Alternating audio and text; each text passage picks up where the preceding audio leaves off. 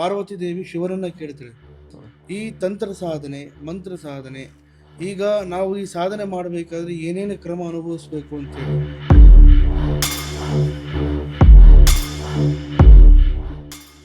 ಈ ಮೂರು ಕೂಡ ಯಂತ್ರ ತಂತ್ರ ಮಂತ್ರ ಇದೆಲ್ಲ ತಾಂತ್ರಿಕ ವಿದ್ಯೆಯಲ್ಲಿ ಬರುವಂತಹ ಅಂಶಗಳು. ಶ್ರೀಚಕ್ರ ಇದ್ದಿದ್ದೆ ಘೋರಾಕ್ಷರದ ಮೂಲಕ ಅಮ್ಮನವರು ಉಗ್ರ ಸ್ವರೂಪಿಯಾಗಿ ಇದ್ದಿದ್ದು.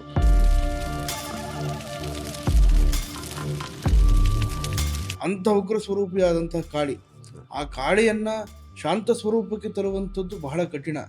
ಆ ಕೆಲಸವನ್ನ ಮಾಡಿದ್ದು ಶಂಕರಾಚಾರ್ಯರು.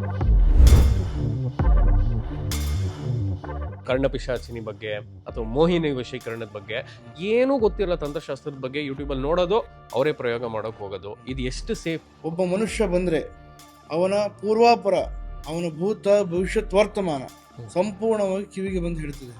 ವಾಮಾಚಾರ ವಿದ್ಯೆಯಲ್ಲಿ ಬರುವಂಥದ್ದು ಅಧಿದೇವತೆನೇ ಶಿವ. ಅದಕ್ಕೇನೆ ಶಿವನನ್ನ ವಾಮದೇವ ಅಂತ ಕರೆಯುವಂಥದ್ದು. ಶಿವ ಪಾರ್ವತಿಗೆ ಹೇಳಿಕೊಟ್ಟಂತಹ ಕೆಲವೊಂದು ರಹಸ್ಯ ಮಂತ್ರಗಳು, ರಹಸ್ಯ ಸಾಧನೆಗಳೇ ಈ ತಾಂತ್ರಿಕ.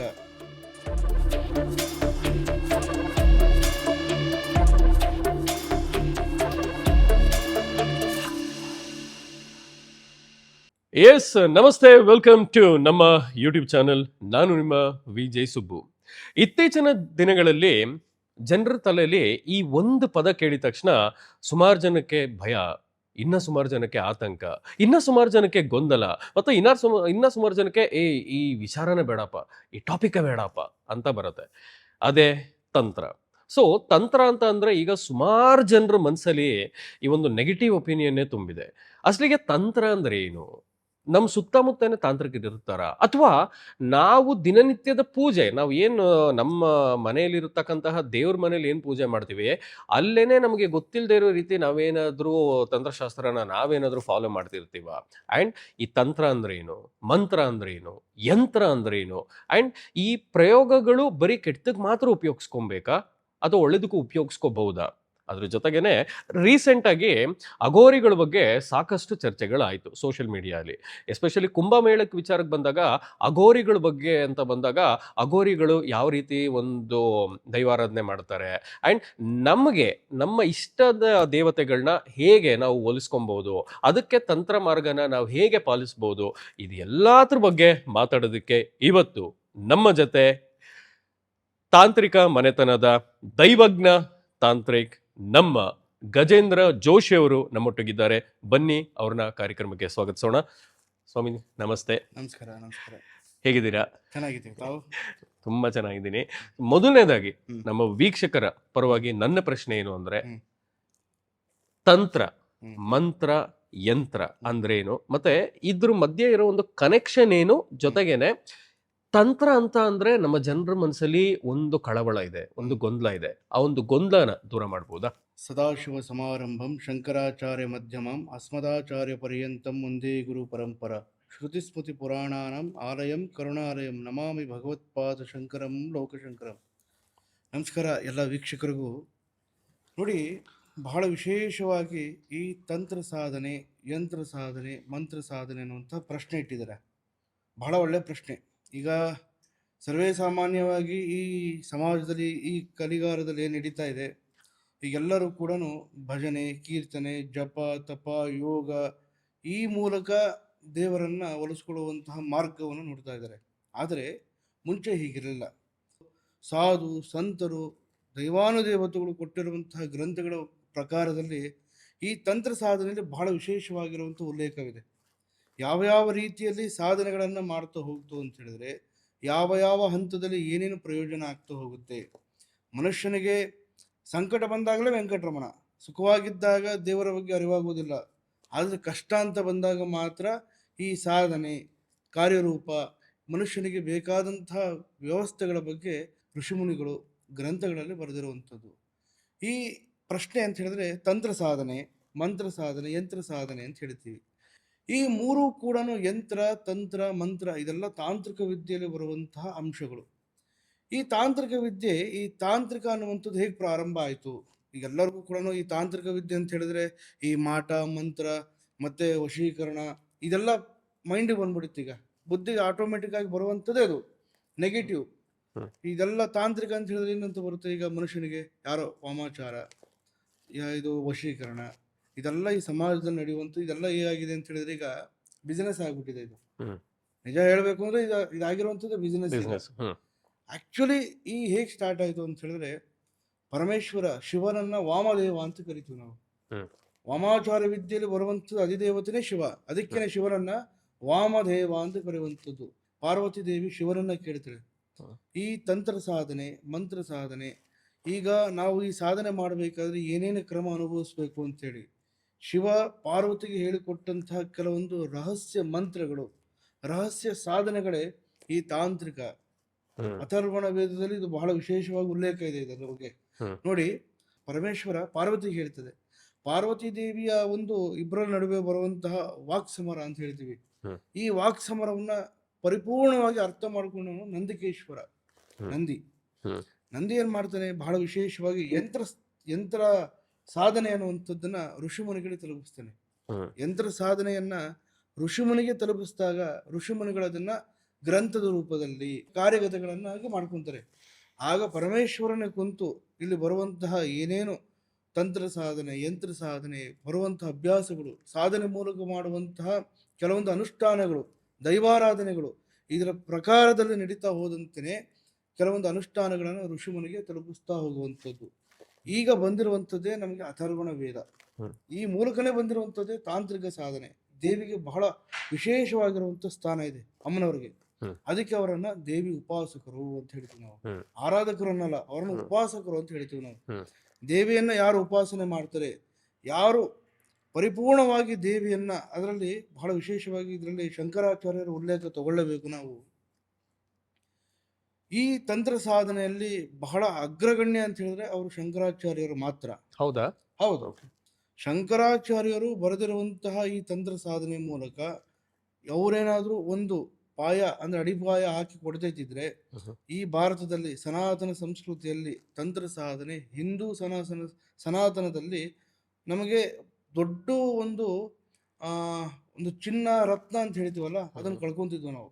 ಓಕೆ, ಸೊ ಹಾಗಿದ್ರೆ ಈಗ ಶಂಕರಾಚಾರ್ಯ ಅವ್ರ ಬಗ್ಗೆ ನಾವು ಮಾತಾಡಬೇಕಿದ್ರೆ ನೀವು ಹೇಳಿದಾಗೆ ನೀವು ಹೇಳೋ ಪ್ರಕಾರ ಶಂಕರಾಚಾರ್ಯ ಅವರು ಸಹ he was a great tantric adept ಅಂತ ನೀವು ಹೇಳ್ತಾ ಇದ್ದೀರಾ.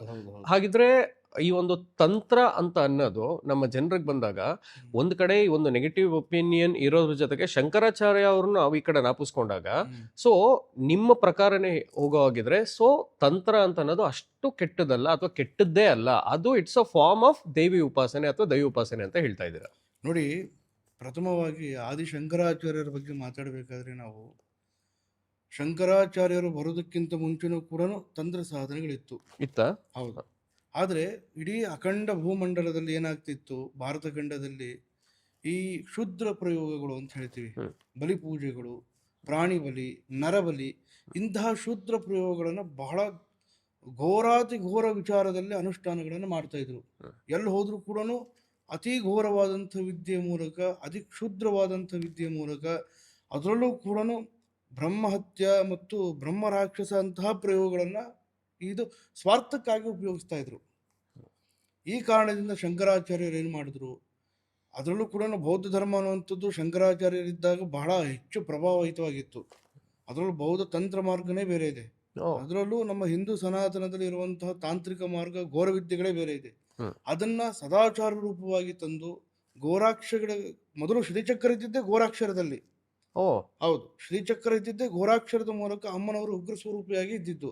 ಅದನ್ನ ಸದಾಚಾರವಾಗಿ ಪೂರ್ಣವಾಗಿ ಸದಾಚಾರ ಅಕ್ಷರದಲ್ಲಿ ಬರೆದು, ಮಂತ್ರ ಪೂರ್ಣವಾಗಿ ಬರೆದು, ಯಂತ್ರವನ್ನು ಪೂರ್ಣ ಕಾರ್ಯರೂಪಕ್ಕೆ ತಂದು ಅಮ್ಮನವ್ರಿಗೆ ಶ್ರೀಚಕ್ರ ರೂಪದಲ್ಲೇ ಲಲಿತ ಸಹಸ್ರನಾಮದಲ್ಲಿ ಅಮ್ಮನವ್ರಿಗೆ ಅಲ್ಲಿ ಪೀಠದ ಮೇಲೆ ಅಲಂಕರಿಸಿದಾಗ ಪರಿಪೂರ್ಣವಾಗಿ ಅಮ್ಮನವರು ಶಾಂತ ಸ್ವರೂಪಕ್ಕೆ ಬರ್ತಾರೆ. ಆಗ ಈ ತಂತ್ರ ಮಾರ್ಗ ಅನ್ನುವಂಥದ್ದು ಪ್ರಾರಂಭ ಆಗ್ತಾ ಹೋಗುತ್ತೆ. ನೋಡಿ, ಮುಂಚೆ ದೇವರಿಗೆ ಅಮ್ಮನವರಿಗೆ ಏನೇ ಒಂದು ಸಾಧನೆ ಮಾಡಬೇಕಂದ್ರೂ ಕೂಡ, ಈಗಲೂ ಕೂಡ ಇದೆ, ಗ್ರಂಥಗಳಲ್ಲಿ ಉಲ್ಲೇಖ ಮಾಡ್ತಾರೆ. ಅಮ್ಮನವರಿಗೆ ಆಕ್ಚುಲಿ ದೇವಿಯನ್ನ ಕೇಳುವಂಥದ್ದು ರುಂಡಮಾಲಿನಿ ಅಂತ ಹೇಳ್ತೀವಿ ನಾವು. ರುಂಡಮಾಲಿನಿ ಕಾಳಿಯ ಸ್ವರೂಪ ನೋಡಿದಾಗ ಅಮ್ಮನವ್ರಿಗೆ ಹೊಟ್ಟೆ ಇರೋದಿಲ್ಲ. ಕಾಳಿ ಯಾವತ್ತಿದ್ರು ಕೂಡ ರುಂಡಮಾಲಿನಿ ಅಂತ ಹೇಳಿದ್ರೆ ಬುರುಡೆಗಳನ್ನ ಮಾಲೆ ಧರಿಸಿರ್ತಾಳೆ, ಆಯ್ತಾ. ಮತ್ತೆ ಈ ಕಿರುಬೆರಳು ಅಂಗುಲಿ ಮಾಲ ಅಂತ ಹೇಳ್ತೀವಿ, ಅಂಗುಲಿ ಮಾಲೆಯನ್ನು ಧರಿಸಿರ್ತಾಳೆ. ಶುದ್ಧ ರೂಪದಲ್ಲಿ ಇರ್ತಾಳೆ. ಕಾಳಿ ಯಾವತ್ತಿದ್ರು ಬಹಳ ಕಡುಕಪ್ಪು ಬಣ್ಣದಾಗಿರ್ತಾಳೆ. ಘೋರಾತಿ ಘೋರದಲ್ಲಿ ಅಮ್ಮನವರು ನೋಡುವಂಥದ್ದೇ ಕಷ್ಟ. ಆ ತಾಯಿ ಯಾರನ್ನ ದಿಟ್ಟಿಸಿ ನೋಡ್ತಾಳೋ ಅವರಲ್ಲೇ ಭಸ್ಮವಾಗುವಂತಹ ದೇವತೆಗಳೇ ಭಸ್ಮ ಆಗುವಂತಹ ಮೂಮೆಂಟ್ ಇರುತ್ತೆ. ಅಂಥ ಉಗ್ರ ಸ್ವರೂಪಿಯಾದಂತಹ ಕಾಳಿ. ಆ ಕಾಳಿಯನ್ನ ಶಾಂತ ಸ್ವರೂಪಕ್ಕೆ ತರುವಂಥದ್ದು ಬಹಳ ಕಠಿಣ. ಆ ಕೆಲಸವನ್ನ ಮಾಡಿದ್ದು ಶಂಕರಾಚಾರ್ಯರು. ಹೇಗ್ ಮಾಡಿದ್ರು ಅದನ್ನ? ಅದೇ ಈಗ ಈ ತಂತ್ರ ವಿಧಾನದಲ್ಲಿ ಅಂತ ಹೇಳ್ತೀವಲ್ಲ, ಇದನ್ನ ತಾಂತ್ರಿಕ ವಿದ್ಯೆಯಲ್ಲಿ ಅಮ್ಮನವರಿಗೆ ಪೂರ್ಣವಾದಂಥ ರೀತಿಯಲ್ಲಿ ಕೂರಿಸಿ ಘೋರಾಕ್ಷರದಲ್ಲಿರುವಂತಹ ಬೀಜ ಮಂತ್ರವನ್ನ ಅಮ್ಮನವರಿಗೆ ಸದಾಚಾರದಲ್ಲಿ ಕೂರಿಸಿ ಅಮ್ಮನವರ ಶಾಂತ ಸ್ವರೂಪಕ್ಕೆ ತರ್ತಾರೆ. ಅವಾಗ ಬರ್ತಿದ್ದಂಥದ್ದೇ ಈ ಸದಾಚಾರ ಬೀಜಾಕ್ಷರಗಳು, ಮಂತ್ರಗಳು, ಯಂತ್ರಗಳು, ತಂತ್ರಗಳು ಅನ್ನುವಂಥದ್ದು ಪ್ರಾರಂಭ ಆಗಿದ್ದು. ಆದಿ ಶಂಕರಾಚಾರ್ಯರು ಇದಕ್ಕೆ ನಮಗೆ ಭದ್ರ ಬುನಾದಿಯನ್ನ ಹಾಕಿಕೊಟ್ಟಿದ್ದಾರೆ. ತಂತ್ರ ಸಾಧನೆಯಲ್ಲಿ ಯಾವ್ಯಾವ ತಂತ್ರದ ಮೂಲಕ ದೇವಿಯನ್ನು ಉಪಾಸನೆ ಮಾಡುವುದು. ಈಗ ಭೈರವ ಸಾಧನೆ ಅಂತ ಹೇಳ್ತೀವಿ. ಭೈರವ ಸಾಧನೆ ಅಷ್ಟಭೈರವರು ಇರ್ತಾರೆ, ಹೌದಾ? ಕಾಳಿ ಸಾಧನೆ, ದಕ್ಷಿಣ ಮಹಾಕಾಳಿ ಸಾಧನೆ ಬೇರೆ ಇರುತ್ತೆ, ಭೈರವಿ ಸಾಧನೆಯಲ್ಲೇ ಬೇರೆ ಇರುತ್ತೆ, ಅದರಲ್ಲೂ ಶೂದ್ರ ಪ್ರಯೋಗ ಬೇರೆ ಇರುತ್ತೆ, ಅದರಲ್ಲೂ ಕೂಡ ಒಳ್ಳೆ ರೀತಿಯಾದಂತಹ ಪ್ರಯೋಗ ಬೇರೆ ಇರುತ್ತೆ. ನೋಡಿ, ಈ ಸಾಧನೆ ಉಪಯೋಗಿಸ್ಕೊಬೇಕಾಗಿರುವಂಥದ್ದು ಬಹಳ ಬಹಳ ಅಂದ್ರೆ ಬಹಳ ವಿರಳಾತಿ ವಿರಳ ಜನಗಳು ಮಾತ್ರ. ಆದ್ರೆ ಇದನ್ನ ಒಳ್ಳೆಯ ಕಾರ್ಯಕ್ಕಿಂತ ಕೆಟ್ಟ ಕಾರ್ಯ ಮಾಡುವಂಥದ್ದೇ ಜಾಸ್ತಿ ಆಗಿರ್ತದೆ. ಎಲ್ಲನೂ ಕೂಡ ಜನಗಳ ಒಂದು ಸ್ವರೂಪ ಹೇಗಾಗ್ತದೆ ಅಂತ ಹೇಳಿದ್ರೆ, ಎಲ್ಲ ಸ್ವಾರ್ಥಕ್ಕಾಗಿ ಉಪಯೋಗಿಸ್ಕೊಂತಾರೆ. ಯಾರೊಬ್ರು ಹಾಳಾಗ್ಲಿ, ಕೆಟ್ಟದಾಗ್ಲಿ, ಅವ್ರು ಹಾಗೆ ಇವ್ರು ಹೀಗೆ. ಆದ್ರೆ ಇದನ್ನ ಆಕ್ಚುಲಿ ಈ ಸಾಧನೆಯನ್ನ ಪರಿಪೂರ್ಣವಾಗಿ ನಾವು ನೋಡಿದಾಗ ಒಳ್ಳೆ ಕಾರ್ಯಕ್ಕೆ ಮಾತ್ರ ಉಪಯೋಗಿಸ್ಕೊಬೇಕು. ಈ ಸಾಧನೆಗಳನ್ನ ಮಾಡ್ತಾ ಹೋದಂತಾನೆ ಇದು ಒಂಥರ ಹೇಗೆ ಅಂತ ಹೇಳಿದ್ರೆ, ಒಂಥರ ಅಮಲು ಅಂತ ಹೇಳ್ತೀವಲ್ಲ, ಅಮಲು ಅಂದ್ರೆ ಒಂಥರ ಅಡಿಕ್ಷನ್ ಇದ್ದಾಗೆ. ಈ ಸಾಧನೆ ಮಾಡ್ತಾ ಇನ್ನೂ ಕಲಿಬೇಕು, ಇನ್ನೂ ಸಾಧನೆ ಕಲಿಬೇಕು, ಒಂದೊಂದೇ ಮೆಟ್ಲು ಹತ್ತಬೇಕು ಅನ್ನುವಂತಹ ಒಂದು ಹುಚ್ಚಿಡಿಯುತ್ತೆ ಸಾಧಕರಿಗೆ. ಆ ಸಾಧನೆ ಹೋಗ್ತಾ ಇದ್ದಂಗೆ ನಾವು ಬಹಳ ಇನ್ನೂ ಸಾಧನೆ ಮಾಡುವಂತ ಹಂತ ತಲುಪ್ತಾ ಹೋಗ್ತೀವಿ. ಆದ್ರೆ ಸುಲಭ ಅಲ್ಲ. ಈ ಸಾಧನೆಗಳನ್ನು ಮಾಡುವಂಥದ್ದು, ತಂತ್ರ ಸಾಧನೆ ಮಾಡುವಂಥದ್ದು ಸುಲಭದ ಕೆಲಸ ಅಲ್ಲ.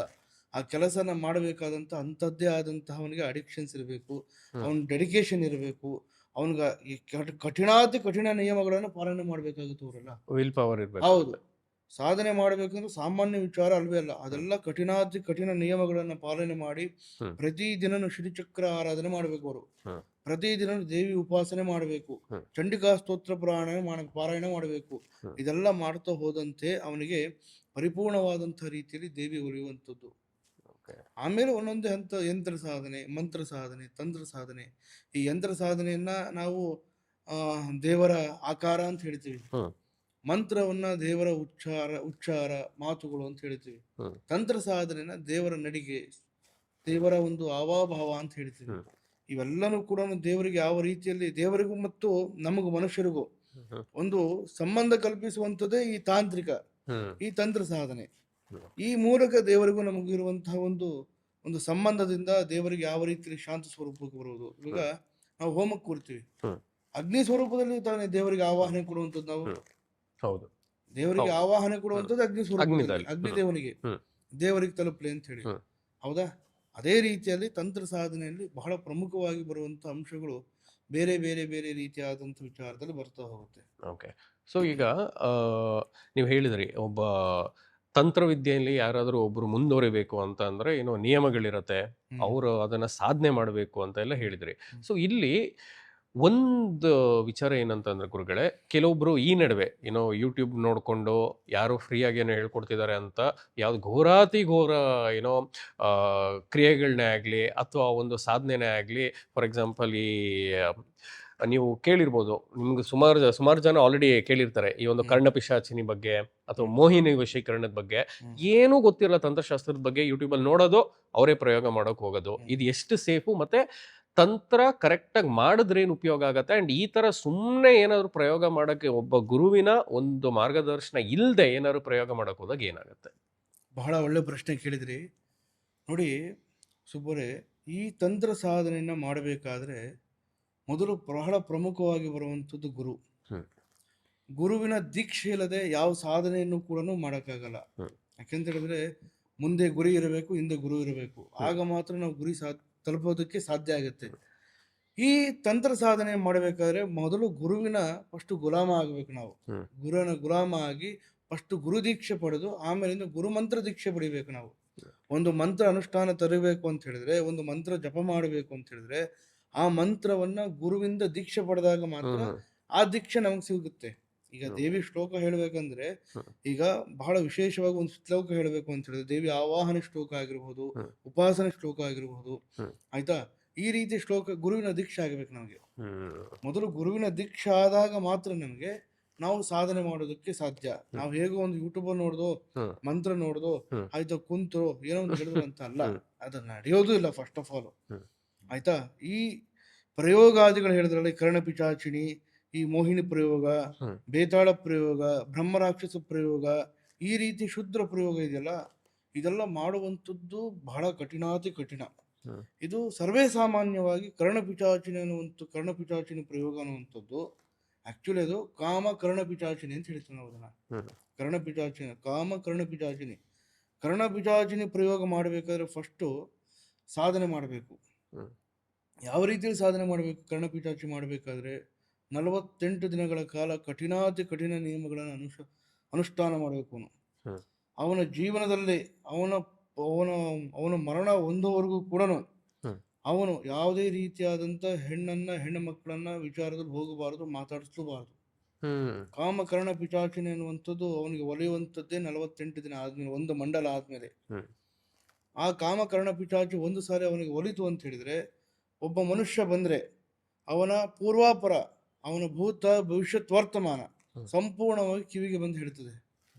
ಆಯ್ತಾ, ಹೇಗಿರ್ತಾನೆ ಇವನು, ಯಾವ ಉದ್ದೇಶಕ್ಕೋಸ್ಕರ ಬಂದಿದ್ದಾನೆ, ಯಾವ ಕಾರ್ಯಕ್ಕೆ ಮಾಡ್ತಾ ಇದ್ದಾನೆ, ಇವನ ಉದ್ದೇಶ ಏನು, ಇವನ ಪ್ರಶ್ನೆ ಏನು, ಇವನ್ ಮುಂದೆ ಹೇಗಿರ್ತಾನೆ, ಇದೆಲ್ಲ ಕರ್ಣಪಿಚಾಚಿಯ ಒಂದು ಬಹಳ ವಿಶೇಷವಾಗಿರುವಂಥ ಸಾಧನೆ ಅಂತಲೇ ಹೇಳ್ಬೋದು. ಆದರೆ ಕರ್ಣಪಿಚಾಚಿ ಒಂದು ಸಾರಿ ಆವಾಹನೆ ಸಾಧನೆ ಮಾಡಿದ್ರೆ ಆ ಮನುಷ್ಯ ಬದುಕುವಂಥದ್ದು ಬಹಳ ಕಠಿಣ.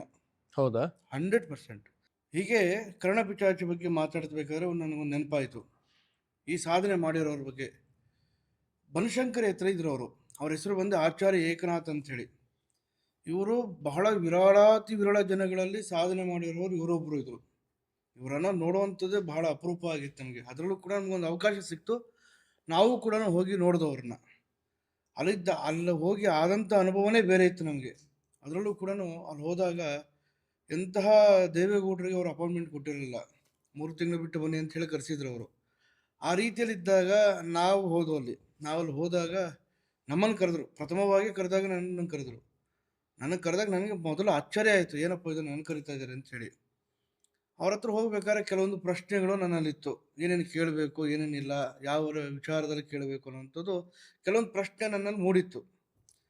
ಆ ಪ್ರಶ್ನೆ ಕೆಲವೊಂದು ವಿಚಾರಗಳನ್ನ ಇಟ್ಕೊಂಡೆ ನಾನು ಹೋದೆ ಹೊರಗಡೆ, ಅನುಮಾನದಲ್ಲೇ ಹೋದೆ ನಾನು. ಏನು ಇದು ಆ ಥರ ಕೇರ್ಲೆಸ್ಸಲ್ಲೇ ಹೋದೆ ನಾನು. ಆ್ಯಕ್ಚುಲಿ ಅವರು ನನ್ನ ನೋಡಿದ್ರು, ಒಂದು 5 ನಿಮಿಷ ನೋಡಿದ್ರು, ಮೇಲಿಂದ ಕೆಳಗೆ 3 ಬಾರಿ ನೋಡಿದ್ರು. 3 ಬಾರಿ ನೋಡಿ ಒಂದು ಪೇಪರ್ ತರಿಸಿದ್ರು. ಒಂದು ಪೇಪರಲ್ಲಿ ನೀಟಾಗಿ ಒಂದು 5 ನಿಮಿಷ ಬರೆದ್ರು. ನೀಟಾಗಿ ಬರೆದೆ ಮಡಚಿಟ್ಟು ಕುಂತರು. ನಾನು ಏಂತಕ್ಕೆ ಬಂದಿದ್ದೀನಿ, ಯಾವ ವಿಚಾರ ಕೇಳ್ತೀನಿ, ನನ್ನ ಮನಸ್ಸಲ್ಲಿ ಏನಿದೆ, ನನ್ನ ಮುಂದಿನ ಭವಿಷ್ಯ ಹೇಗಿರುತ್ತೆ, ಅಂದರೆ ನನ್ನ ಜೀವನದ ಭೂತ ಭವಿಷ್ಯತ್ ವರ್ತಮಾನ, ನಾನು ಇದೇ ಕಾರಣಕ್ಕೋಸ್ಕರನೇ ಬಂದಿದ್ದೀನಿ. ನಾನು ಒಳ್ಳೆಯವನ ಕೆಟ್ಟವನ ಪೂರ್ಣವಾಗಿ ತಿಳಿಸುವಂಥ ಕರ್ಣಪಿಚಾಚಿ ಅವರಿಗೆ ಬಂದು ಹೇಳಿದಾಗ ಸಂಪೂರ್ಣವಾಗಿ ನಾನು ಏನು ಅಂದ್ಕೊಂಡಿದ್ದಲ್ಲ ಈ ಹಾಳೆ ಕೊಟ್ಟರು, ತಗೊಂಡು ಹೋಗಿ ಮನೆಗೆ ಹೋಗ್ಬೋದು ಅಂಥೇಳಿ. ಸರಿ ಅಂತ ಹೇಳಿ ನಾನು ಹೋಗಿ ಮನೆಗೆ ಹೋಗಿ ಕೆಲವೊಂದು ಪ್ರಶ್ನೆ ಇತ್ತು, ಅದೆಲ್ಲ ಕೇಳಿದೆ ಅವ್ರ ಹತ್ರ. ಸರಿ ಅಂತ ಹೇಳಿ ನಾನು ಅವ್ರ ಹತ್ರ ಹೋಗಿ ಮನೆಗೆ ಹೋಗಿ ನೋಡಿದಾಗ ನನಗೆ ಆಶ್ಚರ್ಯ ಆಗಿದೆ ಅಂತ ಹೇಳಿದ್ರೆ, ನಾನು ಕೇಳಬೇಕಾಗಿರುವಂಥ ಪ್ರಶ್ನೆ ಏನೇನು ಕೇಳಬೇಕು ಅಂತಿದ್ನಲ್ಲ ಅದೆಲ್ಲ ನೀಟಾಗಿ ಬರೆದು ಕೊಟ್ಟಿದ್ರು. ನಾನು ಇದೇ ಪ್ರಶ್ನೆ ಕೇಳ್ತೀನಿ, ನಾನು ಹೀಗೆ ಇದ್ದೆ, ನಾನು ಹೀಗೆ ಮುಂದಿನ ಜೀವನ ಇರುತ್ತೆ, ನೀನು ಇದೇ ಕೆಲಸ ಮಾಡ್ತೀಯ, ನೀನು ಹೀಗೆ ಇರ್ತೀಯ ಅಂತೇಳಿ ನೀಟಾಗಿ ಬರೆದು ಕೊಟ್ಟಿದ್ರು. ನಾನು ನೋಡಿದಾಗ ಅವಾಗ ಅನ್ಸಿದ್ದು ಆಶ್ಚರ್ಯ ಆಯಿತು. ಅದಾದ್ಮೇಲಿಂದ ಅವ್ರು ನಂಗೆ ಸಿಗಲಿಲ್ಲ, ಅದು ಬೇರೆ ಬೇರೆ ಲೆಕ್ಕಾಚಾರಕ್ಕೆ ಹೋಗಿದ್ರು ಪಾಪ ಅವರು. ಆ್ಯಕ್ಚುಲಿ ಈ ಸಾಧನೆ ಮಾಡುವಂಥವ್ರು ವಿರಳಾತಿ ವಿರಳ ಜನಗಳು. ನೀವು ಹೇಳಿದ ತಕ್ಷಣ ನೆನಪಾಗಿದ್ದು, ಆದರೆ ಈ ಸಾಧನೆ ಮಾಡಬಾರ್ದು. ಈಗ ಒಂದು ಮಾಡಿದೆ, ಏನೋ ಒಂದು ಮಾಡಿದೆ ಅಂತದಲ್ಲ, ಯೂಟ್ಯೂಬ್ ನೋಡ್ಕೊಂಡು ಮಾಡಿದೆ, ಗೂಗಲ್ ನೋಡ್ಕೊಂಡು ಮಾಡಿದೆ, ಯಾವುದೋ ಒಂದು ಬುಕ್ ಸಿಕ್ತು ಓದಿ ಹೇಳಿದೆ ಅಂತಲ್ಲ. ಈ ಸಾಧನೆ ಮಾಡಬೇಕು, ಇಂತಹ ಶುದ್ಧ ಸಾಧನೆಗಳನ್ನು ಮಾಡಬೇಕು ಅಂತ ಹೇಳಿದ್ರೆ ಮನುಷ್ಯನಿಗೆ ಮೊದಲು ಗುರುವಿನ ದೀಕ್ಷೆ ಇರಬೇಕು. ಸಾಧನೆ ಮಾಡಬೇಕಾದ್ರೆ ಕೆಲವೊಂದು ಕಠಿಣ ನಿಯಮಗಳನ್ನು ಅನುಷ್ಠಾನ ಮಾಡಬೇಕು. ಈ ಕರ್ಣಪಿಚಾಚಿ ಮಾಡಬೇಕಾದ್ರೆ ಕರ್ಣಪಿಚಾಚಿ ಬರುವಂಥದ್ದೇ ಯೌವನಾವಸ್ಥೆ ಇರುವಂಥ ಯುವತಿ. ಯುವತಿ ಪ್ರತ್ಯಕ್ಷಳಾಗಿ ಅವಳು ಪೂರ್ಣವಾಗಿ ಆವಾಹನೆಯಾಗಿ ಕರ್ಣಪಿಚಾಚಿಯಾಗಿ ಬರ್ತಾಳೆ. ನೀವು ಯಾರಾದರೂ ಒಂದು ಹೆಣ್ಣಿನ ವಿಚಾರ ಅಥವಾ ಯಾವುದಾದ್ರೂ ಸ್ತ್ರೀಯ ವಿಚಾರ ಮಾತಾಡಿದ್ದೇ ಆಯಿತು, ನೋಡಿದ್ದೇ ಆಯಿತು, ಮುಟ್ಟಿದ್ದೇ ಆಯಿತು ಮಾಡಿದ್ರೆ ಆ ವ್ಯಕ್ತಿಗಲ್ಲಿ ಮರಣ ಇರುತ್ತೆ. ಅಂತಂತಹ ಸಾಧನೆಗಳಿರುತ್ತೆ. ಈ ಮಾರಣ ಈಗ ಅಥರ್ವಣ ವೇದದಲ್ಲಿ ತಗೊಳ್ಳಿ. ಈ ಅಥರ್ವಣ ವೇದದಲ್ಲಿ ಬಂದಾಗ ಸ್ತಂಭನ, ಮಾರಣ, ಉಚ್ಚಾಟನ, ವಶೀಕರಣ ಮತ್ತು ಸಂಮೋಹನ ಈ ರೀತಿಯಾದಂಥ ವಿಚಾರಗಳು ಬರ್ತಾ ಹೋಗುತ್ತೆ. ಈ ವಿಚಾರಗಳಂತ ಹೇಳಿದ್ರೆ ಬಹಳ ಕಠಿಣ ನಿಯಮಗಳನ್ನು ಪಾಲನೆ ಮಾಡಬೇಕು. ಈ ಮಾರಣ ಪೂಜೆ ಅಂತ ಹೇಳ್ತೀವಿ, ಮಾರಣ ಪ್ರಯೋಗ. ಈ ಮಾರಣ ಪ್ರಯೋಗ ಮಾಡುವಂಥದ್ದೇ ಮರಣಕ್ಕೆ. ವಶೀಕರಣ ಅಂತ ಹೇಳಿದ್ರೆ ಬರೀ ಸ್ತ್ರೀ ವಶೀಕರಣ, ಪುರುಷ ವಶೀಕರಣ ಅಲ್ಲ. ಅದರಲ್ಲಿ ಲಕ್ಷ್ಮೀ ವಶ, ಜನವಶ, ಧನವಶ, ಕ್ಷೇತ್ರವಶ ಈ ರೀತಿಯಾದಂಥ ವಶೀಕರಣಗಳಿರುತ್ತೆ. ಆಯ್ತಾ? ಅದಾದ್ಮೇಲಿಂದ ನೆಕ್ಸ್ಟ್ ಬರೋದು ಸ್ತಂಭನ. ಸ್ತಂಭನ ಅಂತೇಳಿ ಶತ್ರು ಸ್ತಂಭನ, ಮುಖಸ್ತಂಭನ, ಆ್ಯಕ್ಚುಲಿ ಮಹಾಭಾರತದಲ್ಲಿ ದುರ್ಯೋಧನ ವೈಶಂಪಾಯನ ಸರೋವರದಲ್ಲಿದ್ದ. ಅವನು ಪ್ರಯೋಗ ಮಾಡಿದ್ದೆ ಜಲಸ್ತಂಭನ ಪ್ರಯೋಗ ಅಂತ ಹೇಳುವಾಗ. ವೈಶಂಪಾಯನ ಸರೋವರದ ಯುದ್ಧ ಸೋತಾಗ ದುರ್ಯೋಧನ ಕುಂತು ಸರೋವರದಲ್ಲಿ ಕುಂತಿರ್ತಾನೆ. ಯಾವ ವಿದ್ಯೆಯಲ್ಲಿ ಕುಂತಿರ್ತಾನೆ ಅವನು? ಅಷ್ಟು ಗಂಟೆಗಳ ಕಾಲ ಹೇಗೆ ಕೂರಕ್ಕೆ ಸಾಧ್ಯ ಅವನ ಕೈಯಲ್ಲಿ? ಆವಾಗ ಅವನು ಯೂಸ್ ಮಾಡಿದ್ದೆ ಜಲಸ್ತಂಭನ ಪ್ರಯೋಗ ಅಂತ ಹೇಳಿ. ಈ ರೀತಿಯಾದಂಥ ವಿದ್ಯೆಗಳು ಬಹಳ ವಿಶೇಷವಾಗಿ ಸಾಧನೆ ಮಾಡಬೇಕು. ಸಾಧಕರಿಗೆ ಮಾತ್ರ ಸಿಗುವಂಥದ್ದು. ಏನೋ ನೋಡಿದೆ, ಹೇಳಿದೆ, ಮಾಡಿದೆ ಅಂದರೆ ಅವ್ರಿಗೆ ಅದು ತಿರುಗೇಟು ಬೀಳುತ್ತದು.